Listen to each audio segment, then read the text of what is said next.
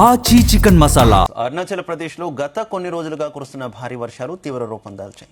వీటి ఫలితంగా సంభవించిన వరదలు, విరిగి పడుతున్న కొండ చర్యల కారణంగా రాష్ట్రంలోని పలు ప్రాంతాలు బాహ్య ప్రపంచంతో సంబంధాలు కోల్పోయాయి. ఇక సుబన్శ్రీ కేఈ పన్యోర్ జిల్లాలో వరద ఉధృతికి ఇళ్లు దెబ్బతినడమే కాకుండా 5గురు మృతి చెందారు. పలువురు వ్యక్తులు గల్లంతయ్యారు. విపత్తు నిర్వహణ బృందాలు రంగంలోకి దిగి సహాయక చర్యలు ముమ్మరం చేశారు.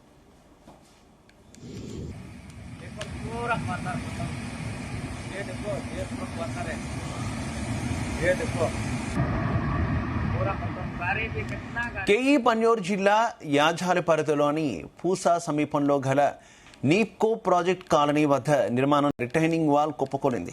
దీంతో వరద నీరు ఒక్కసారిగా నివాస ప్రాంతంలోకి దూసుకు వెళ్లడంతో కాలనీ పరిసరాల్లోని కనీసం 18 ఇళ్లు తీవ్రంగా దెబ్బతిన్నాయి. ఈ ప్రమాదంలో 3 వరదలో కొట్టుకుపోయి గల్లంతయ్యారు.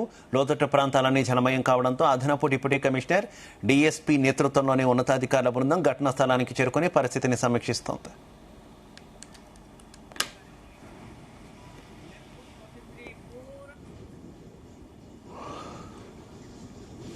ఇక పరిస్థితి తీవ్రతను గమనించిన రాష్ట్ర ప్రభుత్వం తక్షణమే స్పందించింది. స్టేట్ డిజాస్టర్ రెస్పాన్స్ ఫోర్స్ బృందాలు ఇప్పటికే బాధితులను సురక్షిత ప్రాంతాలకు తరలించే పనుల్లో నిమగ్నం అవ్వగా నేషనల్ డిజాస్టర్ రెస్పాన్స్ ఫోర్స్ బలగాలకు కూడా అలర్ట్ చేశారు.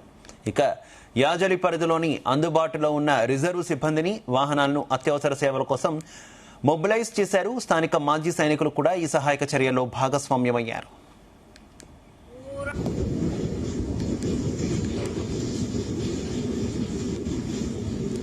కొండ చర్యలు విరిగిపడడంతో పాటిన్ హోజ్ సమీపంలోని జాతీయ రహదారి 3 చోట్ల పూర్తిగా స్తంభించిపోయింది.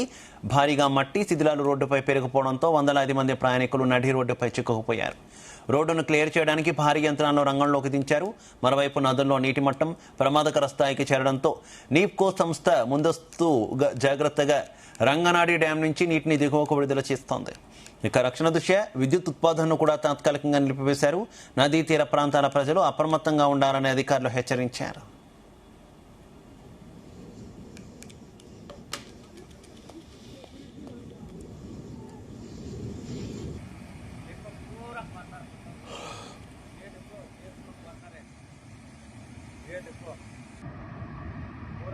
गाड़ी भी कितना गाड़ी लेगा 43 पूरा